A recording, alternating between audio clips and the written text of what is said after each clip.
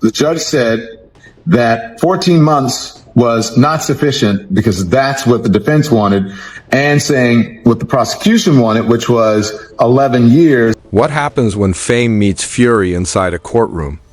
Picture it, flashing cameras, a restless crowd, and Diddy staring down a judge who looks ready to drop the gavel like a beat. Is this justice or the biggest showdown in celebrity history? Reports say tension hit record levels, some swear they saw sparks fly, others heard whispers of secret deals and courtroom chaos.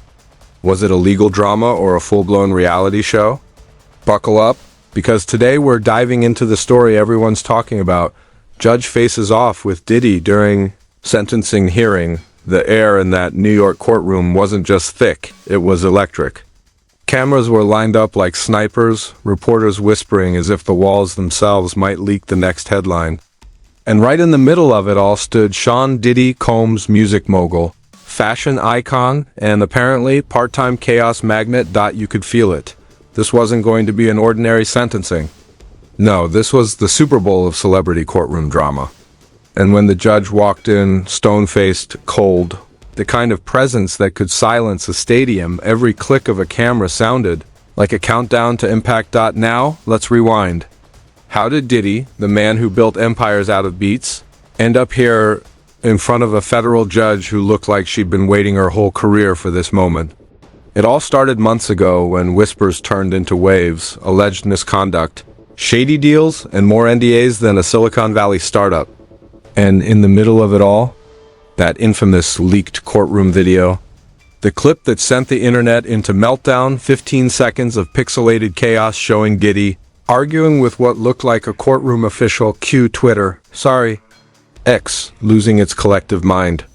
Conspiracy threads longer than Diddy's discography flooded every feed. Was the video real? Was it staged? Who leaked it? And most importantly, what did the judge say that made Diddy snap like that? Anonymous sources started popping up faster than popcorn in a microwave. One claimed the judge had called him a symbol of power gone rotten.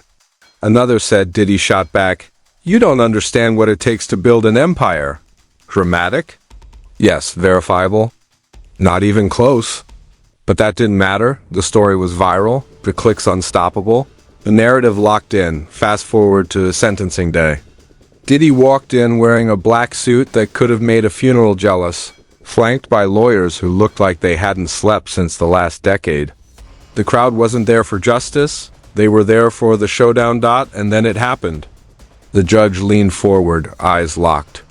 "Mr. Combs," she said, "do you understand why you're here today?" The room froze.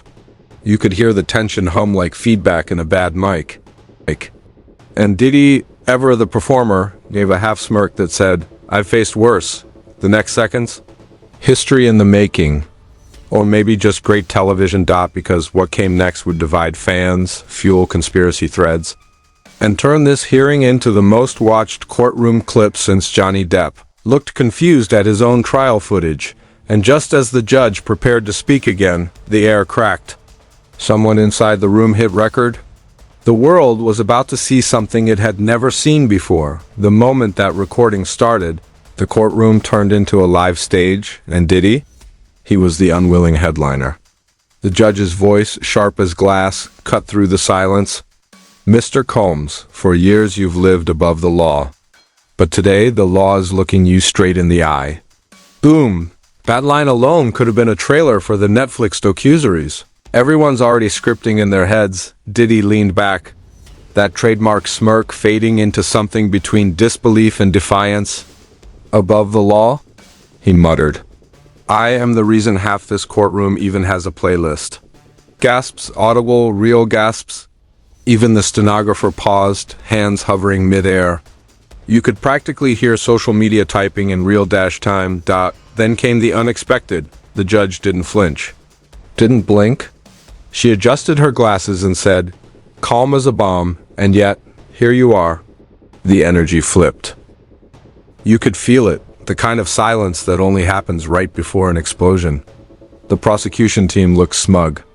The defense team looked like they wanted to evaporate. And Diddy? He sat there, motionless, like he was trying to calculate whether this was still a hearing, or the opening act of his own public execution outside the courtroom.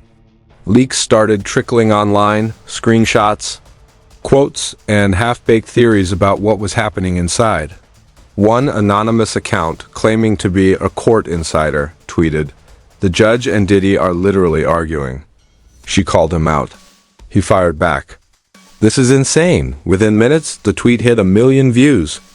Hashtags erupted. Hashtag Diddy vs. Judge. Hashtag courtroom clash. Hashtag power on trial. News channels scrambled for updates.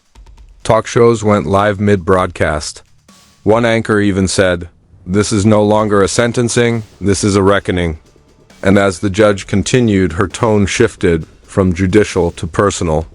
"You had everything," she said. "Talent, opportunity, influence, and yet you used it to silence others. You thought you could buy your way out of morality?" A murmur rippled through the courtroom. Diddy's eyes darkened. "You think you know me?" He shot back. "You only know what the media told you to believe." The judge leaned forward. "Then tell me who you are, Mr. Combs. Tell this court." He opened his mouth, but before he could speak, bam! The courtroom doors burst open. Someone from the hallway shouted, "It's out!" The full video's online. And just like that, the hearing collapsed into chaos. Phones lit up. Reporters ran out. Security scrambled. The leaked footage, 30 seconds of raw, shaky courtroom drama, hit the internet faster than a meme. The clip showed the confrontation, unfiltered. No context. No edits. Just power colliding with power, live and loud. The time order was restored. It was too late.